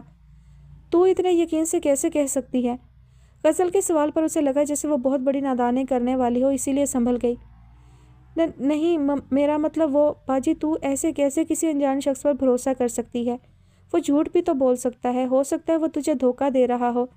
انگلی پر دوپٹے کا کنارہ لپیٹتے خشک ہوتے ہونٹوں کو زبان سے تر کرتے اپنی حالت پر قابو پایا، مگر بے لگام سوچے کسی اور سمت کو بھٹکنے لگیں۔ صاحب نہ تو جھوٹ بولتے ہیں اور نہ ہی مجھے دھوکہ دے گا، مجھے اس پر بھروسہ ہے۔ کیسے لہجے سے یقین ٹپک رہا تھا جو مستانی کو دنگ کر گیا۔ اسے لگا اس نے محل سرائے سے غائب رہنے پر بہت بڑی غلطی کر دی ہے۔ اس پر اتنا بھروسہ مت کر، وہ تجھے منہ کے بل گرائے گا۔ اپنی طرف سے مستانی نے اسے تنبیہ کرنی چاہی۔ مرد کو پرکھنے میں میری نظریں دھوکہ نہیں کھاتی مستانی، وہ ایسا نہیں کرے گا۔ اگر ایسا ہوا تو خدا کی قسم میں اپنی جان لے لوں گی۔ اس کے کچھ کر گزرنے والے انداز پر مستانی کا دل ہول کر رہ گیا۔ وہ اسے ہی دیکھے جا رہی تھی جو پھر سے آنے والی کال ریسیو کیے موبائل فون کان سے لگا چکی تھی۔ میں تیار ہوں، بس آ رہی ہوں، سپاٹ لہجے میں گویا ہوتے دروازے کی جانب بڑھتے کمرے سے باہر نکلی۔ پیچھے پیچھے مستانی بھی نکل آئی۔ میرا موڈ غارت کر کے اب تو کہاں چلتی؟ کال بند کیے اپنے پیچھے آتی مستانی کو گھورنے لگی۔ باجی تجھے چوک تک چھوڑ آؤں؟ چوک کا راستہ مجھے معلوم ہے، کوئی ضرورت نہیں میرا دم چھلا بننے کی۔ اچھا نا، اب جھڑک تو مت، وہ مجھے پان کھانا تھا، وجاہت نمبولی کے پاس جا رہی ہوں۔ نروٹھے انداز میں ہولے سے منمنائی۔ وجاہت نمبولی کے نام پر غزل کی بھویں سکڑی۔ ذرا کم ہی جایا کر اس تنبولی کے پاس، میرے کانوں میں اب اکثر و بیشتر یہ بات پڑ رہی ہے کہ تو اس وجاہت تنبولی کے پاس بڑا جاتی ہے۔ سیڑھیاں اترتے ناگوار لہجے میں گویا ہوئی۔ ہائے رے باجی، جتنے منہ اتنی باتیں، سب بکواس کرتے ہیں، وہ تو میرا ویرا ہے، میں تو بس ایسے ہی ہیرا منڈی میں آنے جانے والے موٹی آسامیوں کی خبر گیری کرنے چلی جاتی ہوں۔ سنا ہے یہاں سیاسی لوگوں کی چھپ چھپا کر بڑی آمد و رفت رہتی ہے، یہاں آ کر بڑے کانٹ کرتے ہیں۔ مستانی ناک چڑھائے لہجے کو سرسری سا بنائے یہاں وہاں دیکھنے لگی۔ تو جو ہے وہی رہ، خبری بننے کی ضرورت نہیں ہے تجھے، اپنے کام سے کام رکھا کر۔ ایک ہی پل میں اسے جھڑک کر رکھ دیا کہ وہ منہ بناتی پھر بھی اس کے ساتھ ہی چوک تک آ گئی۔ غزل نے گاڑی سے ٹیک لگائے کھڑے الیون کو دیکھ کر ہنکارا بھر کر متوجہ کیا۔ الیون کو دیکھ کر مستانی کی بھویں سکڑی، دل میں غصہ امڑنے لگا جسے وہ بمشکل ہی ضبط کر پائی۔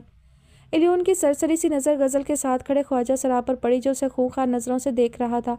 الیون نے کوئی توجہ نہ دی، وہ یہی سمجھا کہ شاید اس خواجہ سرا کا دیکھنے کا انداز ہی ایسا ہے۔ کافی انتظار کروایا آپ نے؟ بس ایسے ہی، تیار ہونے میں وقت لگ گیا۔ غزل کے جواب پر ڈرائیونگ سیٹ سنبھال کے جبکہ غزل مستانی کی جانب متوجہ ہوئی۔ تو کیا بت بن کر کھڑی ہے؟ دھیان سے واپس محل سرائے جا، ادھر ادھر گئی تو تیری ٹانگیں توڑ دوں گی۔ میں 1 گھنٹے تک واپس آ رہی ہوں۔ آخری تنبیہ کی کہ مستانی نے مثبت جواب دیتے تب تک چوک سے نہ ہٹی جب تک کہ ان کی گاڑی نگاہوں سے اوجھل نہ ہو گئی۔ کلب میں گونجتا اونچی والیوم کا میوزک اور اس پر تھرکتے بے ہنگم وجود، تیز چمکتی روشنیوں میں وہ دونوں کاؤنٹر کے پاس پڑے سٹول پر بیٹھے جام پر جام پیے خود کو مدہوش کیے جا رہے تھے۔ کل نازنین کو اپنے ذاتی کام سے فرانس جانا تھا، اس لیے آج کی رات وہ گھنگرو کے ساتھ ہی گزارنے کے لیے اسے یہاں لے آئی تھی۔ میں تم سے کچھ کہنا چاہتی ہوں۔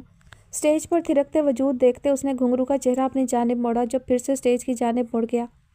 تم بولو، بے شک میں انہیں دیکھ رہا ہوں مگر سن تمہیں ہی رہا ہوں، مسکراتے ہوئے مخصوص اشارے سے کہا گیا۔ مجھے تم سے محبت ہو گئی ہے گھنگرو، نشے میں ڈوبے خمار آلود لہجے میں بولتے وہ گھنگرو کو ٹھٹک جانے پر مجبور کر گئی۔ بے ساختہ اس کا چہرہ نازنین کی جانب گھوما۔ ہاں مجھے لگتا ہے اب میں تمہارے بغیر جی نہیں پاؤں گی۔ کلاس میں پڑا بلوری سیال حلق میں انڈیلتے اس نے گھنگرو کو دیکھا جو ابھی تک حیرت و بے یقینی میں پھنسا اسے ہی دیکھے جا رہا تھا۔ تم نے ہمیشہ مجھ سے یہی کہا کہ تمہارا دل محبت کرنے کے لیے بنا ہی نہیں، تو پھر آج یہ معجزہ کیسے ہو گیا؟ اشارے سے اس کو اس کی ہی کہی گئی بات یاد کروا رہا تھا۔ تم سے مل کر پہلی بار میں نے زندگی کو محسوس کیا ہے اور مجھے لگتا ہے میرا دل صرف تم سے محبت کرنے کے لیے ہی بنا ہے۔ وائن گلاس کاؤنٹر پر رکھتے اس نے گھنگرو کی سمت ہاتھ بڑھایا جو حیرت و بے یقینی میں جکڑا اس کا ہاتھ تھام چکا تھا۔ پہلی بار محبت کا نشہ کیا ہے اور یہ نشہ شراب کے نشے سے زیادہ پر لطف ہے۔ اس کے گلے کا ہار بنتے اظہار محبت کرنے لگی۔ شادی کرو گے مجھ سے؟ اپنی مخروطی انگلیوں سے اس کے سر کی پشت سہلاتے پوچھنے لگی جس پر گھنگرو کے ہونٹوں پر دل نشین مسکراہٹ بکھر کر نازنین کے دل کا چین لوٹ گئی۔ اس دن کا مجھے بہت بے صبری سے انتظار تھا اور دیکھو آج میں نے اپنی منزل کو پا لیا۔ وہ اس کے اشاروں کو خوب سمجھنے لگی تھی۔ میں دنیا کا خوش قسمت انسان ہوں جسے تم جیسی عورت سے محبت ہوئی۔ گھنگرو کے اظہار محبت پر ناظرین کی خمار آلود نظروں کی خماری مزید بڑھ گئی۔ آج مجھے اس بات کا کوئی افسوس نہیں رہا کہ میں نے محل سرائے کو چھوڑ کر تمہارا ساتھ پا لیا ہے۔ الٹے ہاتھ سے اس کا گال سہلاتے گھنگرو کی نظریں اس کے سرخ ہونٹوں پر آ ٹھہری۔ اگر سیٹھ نے تمہیں مجھ سے شادی کی اجازت نہ دی تو؟ مخصوص انداز میں پوچھا گیا۔ تو تمہیں کیا لگتا ہے سیٹھ کے کہنے پر میں تم سے دستبردار ہو جاؤں گی؟ کبھی نہیں، تم صرف میرے تھے، میرے ہو اور ہمیشہ میرے ہی رہو گے۔ آئی لو یو سو مچ۔ ناظرین کی باتوں پر وہ سرشار ہوتا اس چہرے پر جھکتے اپنی محبت کی مہر ثبت کر گیا۔ دونوں ارد گرد سے انجان ایک دوسرے میں کھو چکے تھے کہ اچانک سے ہی پیچھے سے لگنے والے دھکے پر وہ گرتے گرتے بچے۔ گھنگرو ناظرین کو تھامے سیدھا کھڑا ہوا اور پیچھے پلٹ کر دھکا دینے والے کو غضبناک نظروں سے دیکھنے لگا۔ سوری گائز، وہ تھوڑی زیادہ ہو گئی، کنٹینیو پلیز۔ شراب کے نشے میں دھت اپنے ڈولتے قدموں کو سنبھالتے وہ سانولا پرکشش چہرہ ایک آخری نظر ان پر ڈالتے ریلیکس روم کی جانب چلا گیا۔ گھنگرو نے سر جھٹکا اور ناظرین کی جانب متوجہ ہوا جو مسکراتے ہوئے اس کا ہاتھ تھامے اسے اسٹیج پر لے گئی۔ کچھ دیر بعد اچانک ہی اس کی نظر کاؤنٹر کے پاس بیٹھے اسی وجود پر پڑی جو سگریٹ سلگاتے گھنگرو کو ہی دیکھتے مسکرا رہا تھا۔ گھنگرو پل بھر کو اپنی جگہ ساکت کھڑا رہ گیا۔ کیا ہوا؟ اس کے ساتھ چپک کر کھڑی ناظرین نے اس کے یوں اچانک سے رک جانے پر پوچھا اور اس کی نظروں کے تعاقب میں دیکھا جہاں اب کوئی بھی نہیں تھا۔ میں ریلیکس روم جا رہا ہوں، کچھ دیر تک آتا ہوں، اسے اشارے سے کہا اور اسٹیج سے نیچے اترتے دائیں جانب موجود راہداری میں چلا گیا۔ اس نے پینٹ کی جیب سے ایک تحریر شدہ چٹ کے ساتھ ایک USB نکالی۔ وہ واش روم میں داخل ہوا ہی تھا کہ اسی شخص سے ٹکرا گیا۔ گھنگرو نے بہت ہی خاموشی سے وہ چٹ اور USB اس کے کوٹ کی اندرونی جیب میں ڈال دی، پھر واش روم میں غائب ہو گیا جبکہ دوسرا مرد خاموشی سے کندھے اچکاتے مین کلب میں آتے کلب کی رنگینیوں میں گم ہو گیا۔ پیکنگ کرتی مہرو نے سرسری سی نظر غزل پر ڈالی جو پیسے گن رہی تھی۔ آپا مجھے بھی اسلام آباد ساتھ ہی لے جائیں، آج پہلی بار کہیں جانے کی فرمائش کی گئی۔ اس کی فرمائش نے پیسے گنتی غزل کا سارا حساب برباد کروا دیا جس پر وہ کوفت زدہ ہو گئی۔ کیوں؟ ویسے ہی آپا، وہ ہولے سے منمنائی۔ میں بچیوں کے کام کے سلسلے میں جا رہی ہوں، سیر سپاٹے کو نہیں کہ تجھے بھی پراندے کی طرح پیچھے لٹکا لوں۔ غزل اپنے سخت لہجے میں بولی کہ وہ اپنا سا منہ لے کر رہ گئی۔ پھر وہ آپ مستانی کو 2 دن کے لیے میرے پاس رکنے کا کہہ دیجیے گا کہ اس کے ساتھ مجھے تسلی رہتی ہے۔ مہرو مجھے اب تک تیری سمجھ نہیں آ رہی کہ تم کس بات سے خوفزدہ رہنے لگی ہو۔ پہلے تو کبھی ایسا نہیں ہوا، اکیلی رہ لیتی تھی نا۔ گنے بغیر ہی کچھ پیسے الگ کرتے باقی کے پیسے اپنے ہینڈ بیگ میں رکھنے لگی۔ آپا کیا یہ محل سرائے اس قابل ہے کہ ہم یہاں بے فکری کی پرسکون زندگی گزار سکیں؟ غزل نے اس کی بات پر سر جھٹکا کہ اس کا ڈر تو کبھی ختم ہونے والا نہیں تھا۔ دل پر پتھر رکھ کر بس کچھ وقت اور گزار لے یہاں، پھر مل جائے گی آزادی اس قید سے۔ وہ کیسے؟ ابھی وہ سوال مت کر جس کا میں جواب نہ دے سکوں۔ اس کی بات پر مہرو نے سر ہلانے پر ہی اکتفا کیا۔ میں نے مستانی کو پیسے دیے ہیں تیرے موبائل کے لیے، وہ تجھے لا دے گی، ساتھ میں سم بھی ہوگی۔ موبائل اپنے پاس ہی رکھنا، دیر سویر کوئی بھی بات ہو مجھے فون کر لینا۔ پریشان مت ہونا، مستانی بھی آنے جانے میں لیٹ ہو جاتی ہے تو اسے فون کر لیا کرنا۔ ساری فکر اس لیے تھی کہ اس بار وہ فرید کو ساتھ لے کر جا رہی تھی کیونکہ بچیوں کے لیے ہاسٹل اور اسکول کے لیے وہ خوار نہیں ہو سکتی تھی۔ چونکہ فرید کو ان معاملات کی اچھی بھلی سمجھ تھی اسی لیے وہ اسے ساتھ لے جانے کا فیصلہ کر چکی تھی۔ جی آپا۔ بیگ کی زپ بند کرتے ہوئے وہ سیدھی کھڑی ہوئی۔ وہ خانزادہ والے بنگلے کے کاغذات رکھتی ہے بیگ میں؟ جی رکھتی ہے۔ ٹھیک ہے، جا فرید کو پیغام بھجوا، تیار ہے تو آ جائے، دیر ہو رہی ہے۔ غزل مستانی کو کچھ ہدایات دینے کے لیے فون کرنے لگی جبکہ مہرو اس کا پیغام لیے جا چکی تھی۔ چائے کا کپ رکھے فضا بیگم اس کے کمرے سے جانے ہی والی تھیں کہ الیون کے موبائل پر آنے والی کال نے انہیں اپنی جانب متوجہ کر لیا۔ انہوں نے ایک نظر واش روم کے دروازے کو دیکھا جہاں وہ شاور لے رہا تھا، اس کا موبائل فون اٹھا کر دیکھا جہاں اب ان نون نمبر سے کال آنا بند ہو چکی تھی، مگر 5 مسڈ کالز دیکھ کر وہ کچھ پریشان ضرور ہوئیں۔ بغیر توقف کے پھر سے کال آنا شروع ہوئی۔ ضروری کال سمجھتے ہوئے انہوں نے کال ریسیو کرتے موبائل فون کان سے لگا لیا۔ ابھی وہ کچھ کہہ بھی نہ پائی تھی کہ دوسری طرف سے نسوانی آواز ابھری۔ خانم بات کر رہی ہوں شاہ صاحب، آپ نے تو ایک دم سے ہی ہمیں پرایا کر دیا ہے جناب۔ اس بار تو آپ کال اٹھانے سے بھی رہے، کہیں ہم سے منہ موڑنے کا تو نہیں سوچ لیا؟ اگر کوئی ایسا ارادہ ہے تو محل سرائے کو چھوڑنے سے پہلے ایک بار اپنی ہوتی سوتی غزل کے بارے میں ضرور سوچئے گا۔ اس کے 1 ہفتے سے فون نہ اٹھانے پر خانم یہی سمجھی تھی کہ شاید اس کا دل محل سرائے سے بھرنے لگا ہو، اسی لیے ڈھکے چھپے لفظوں میں کہا گیا، لیکن یہ ڈھکے چھپے لفظ فضا بیگم پر قیامت بن کر ٹوٹے۔ خیر फ़ون اس لیے کیا کہ اس بار کوئی رقم نہیں بھیجی گئی، جبکہ وعدے کے مطابق آپ چاہے غزل کے ساتھ آ کر وقت گزاریں یا نہ گزاریں مگر آپ رقم ضرور دیتے رہیں گے۔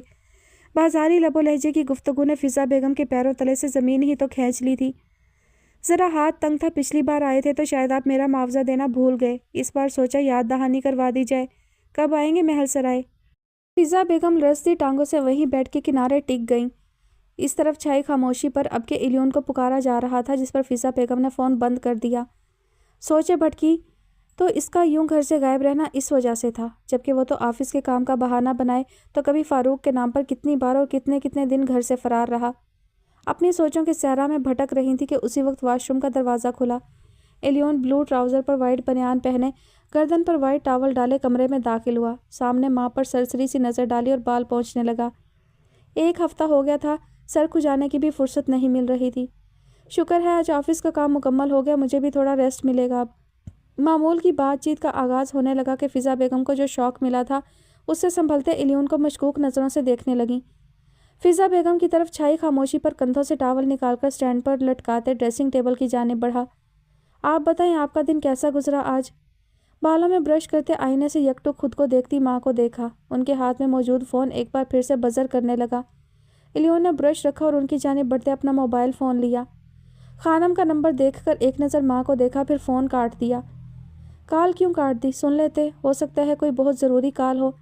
پلکیں جھپکے بغیر اسے سخت نظروں سے دیکھ کر بولیں کہ الیون ان کا انداز اور لہجے کا سرد پن محسوس نہ کر سکا۔ ایسے ہی دوست کی کال تھی، بعد میں بات کر لوں گا۔ آپ بتائیں کیا ہوا ہے؟ فون سائلنٹ موڈ پر لگاتے سائڈ ٹیبل پر رکھا اور چائے کا کپ اٹھائے پینے لگا۔ میں نہیں جانتی تھی کہ میرے دونوں بیٹے مجھے کوئی نہ کوئی ایسا غم ضرور دیں گے جس کو میں بھلا نہیں پاؤں گی۔ اللہ نہ کرے مما جو میری طرف سے آپ کو کبھی کوئی دکھ ملے یا میں آپ کے لیے کبھی اذیت کا موجب بنوں۔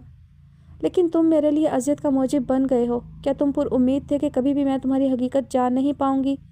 کہاں جانے لگے ہو؟ تمہارے روز و شب کہاں گزرنے لگے ہیں بتاؤ مجھے۔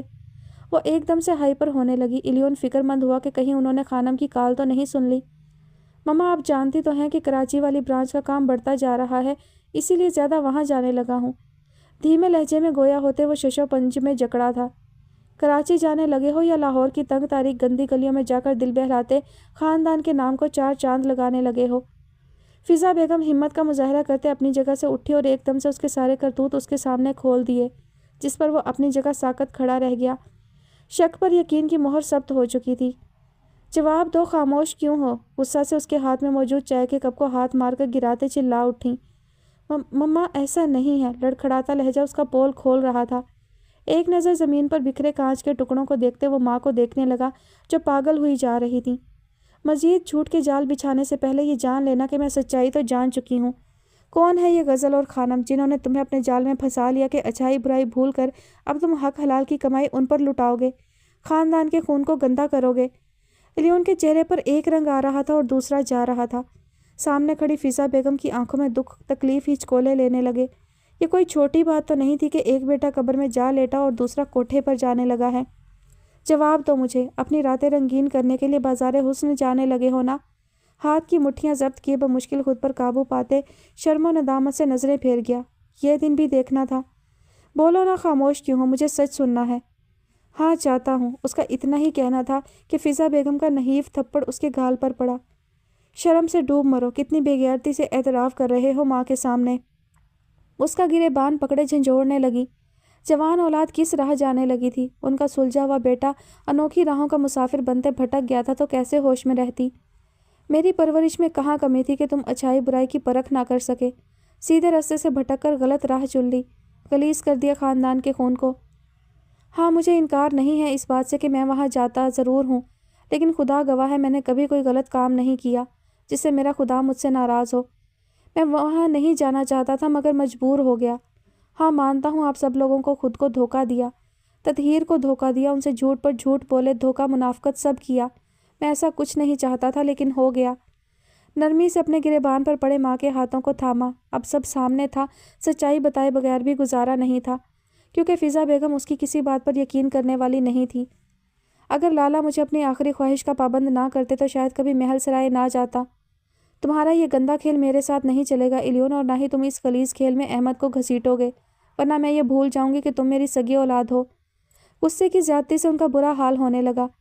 इतनी बेएतबारी, एक बार मुझे सुन तो लें कि मैं क्या कहना चाहता हूँ।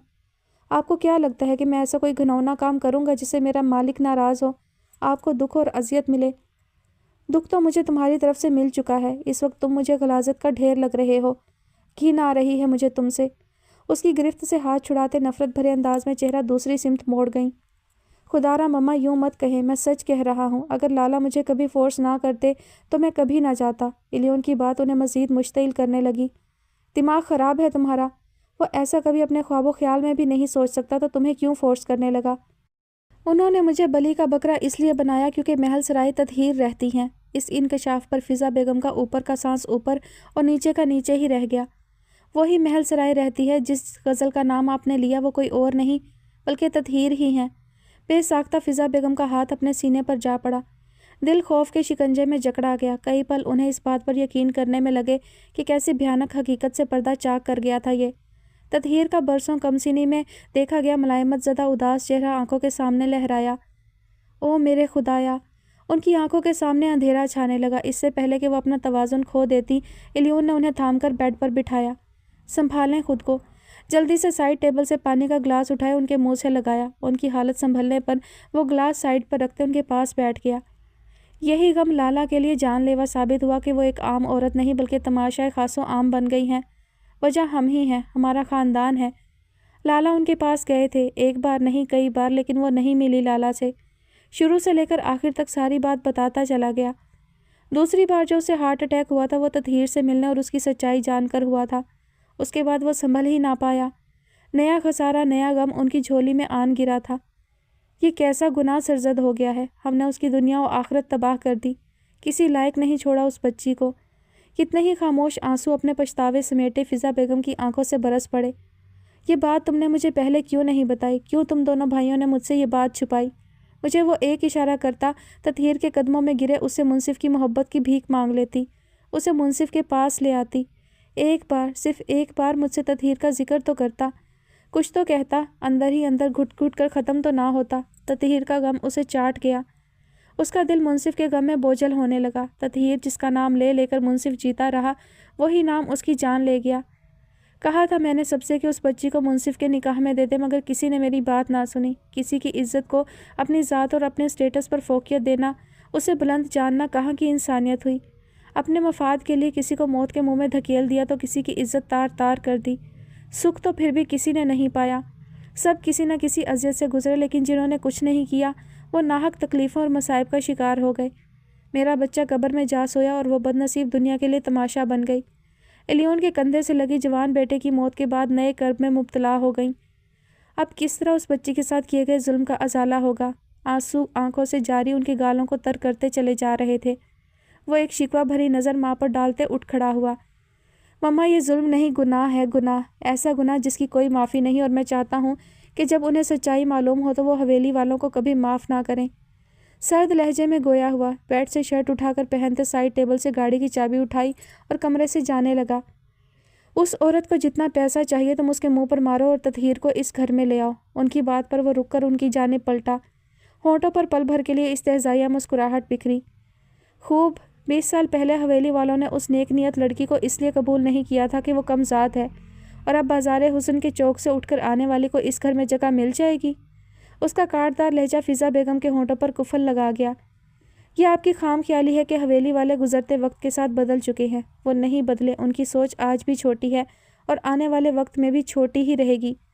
वो लोग तदहीर को इस घर में रखने की इजाज़त कभी नहीं देंगे।